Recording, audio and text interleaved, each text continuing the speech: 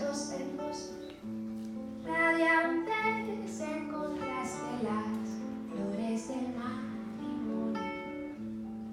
Y una buena mañana, dado en libertad, elegiste impaciente como un escolar la dulce libertad.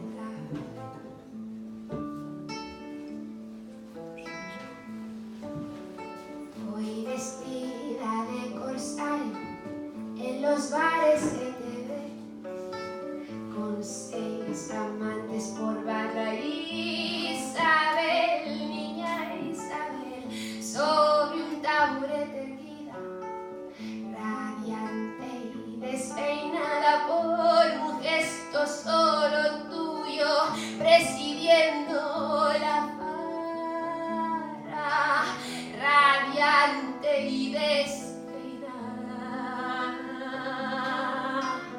radiante y despeinada. De quien al fin de una noche no te habrás enamorado por quererte enamorar, y todo me lo han contado. No has aprendido, inocente, que en tercera persona los bellos sentimientos son historias peligrosas. En tercera persona, en tercera persona, que la sinceridad con la que te has entregado no la comprenden ellos.